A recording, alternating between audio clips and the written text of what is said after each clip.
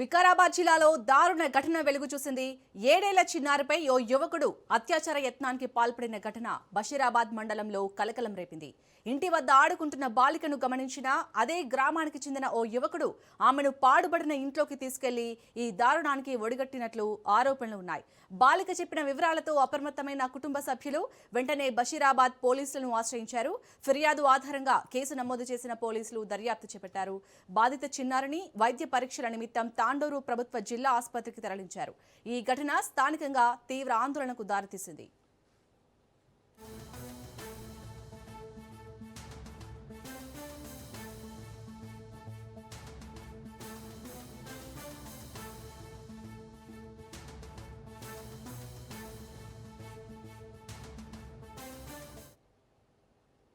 ఇక వికారాబాద్ జిల్లాలో జరిగిన ఈ దారుణ ఘటనకు సంబంధించి పూర్తి అప్డేట్స్ ని మా ప్రతినిధి పవన్ అందిస్తారు. పవన్,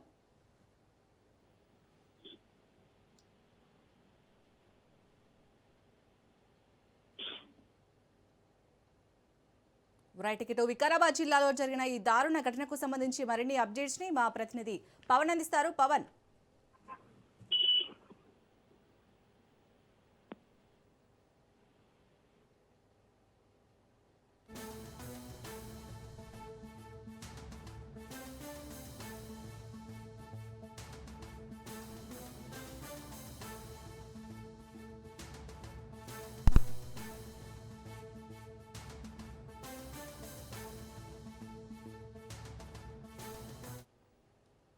వికారాబాద్ జిల్లాలో దారుణ ఘటన వెలుగు చూసింది. 7 ఏళ్ల చిన్నారిపై ఓ యువకుడు అత్యాచార యత్నానికి పాల్పడిన ఘటన బషీరాబాద్ మండలంలో కలకలం రేపింది. ఇంటి వద్ద ఆడుకుంటున్న బాలికను గమనించిన అదే గ్రామానికి చెందిన ఓ యువకుడు ఆమెను పాడుబడిన ఇంట్లోకి తీసుకెళ్లి దారుణానికి ఒడిగట్టినట్లు ఆరోపణలు ఉన్నాయి. బాలిక చెప్పిన వివరాలతో అప్రమత్తమైన కుటుంబ సభ్యులు వెంటనే బషీరాబాద్ పోలీసులను ఆశ్రయించారు.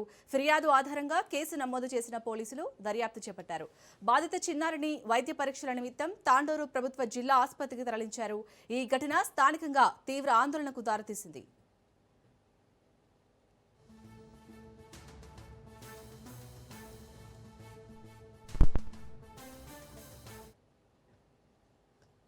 వికారాబాద్ జిల్లాలో జరిగిన దారుణ ఘటన వెలుగు చూసింది.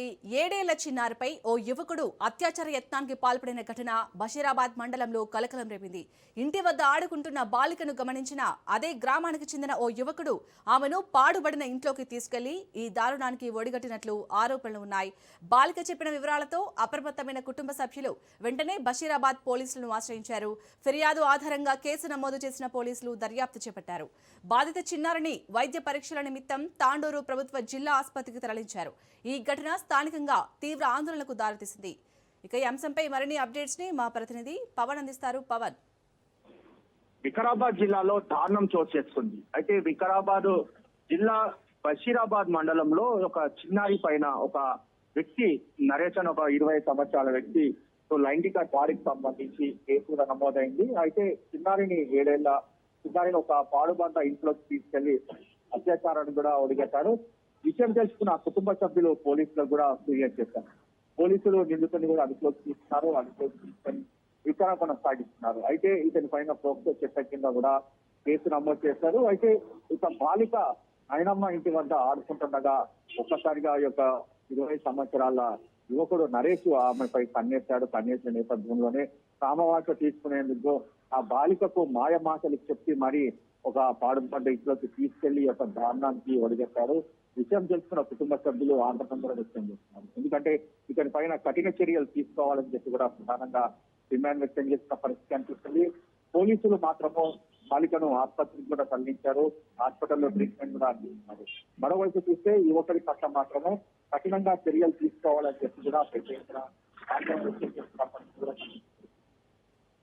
పవన్, అలాగే ఇప్పుడు ఎవరైతే నిందితుడు ఉన్నారో అతనిపై గతంలో ఇలాంటి ఆరోపణలు ఏమైనా ఉన్నాయా? అయితే నిందితులకు సంబంధించి గతంలో అతని పైన ఎలాంటి కేసులు అయినా ఉన్నాయా, లేకపోతే దీనికి సంబంధించి పోలీసులు ఇప్పటికే ఆరా తీసిన పరిస్థితి అనిపిస్తుంది.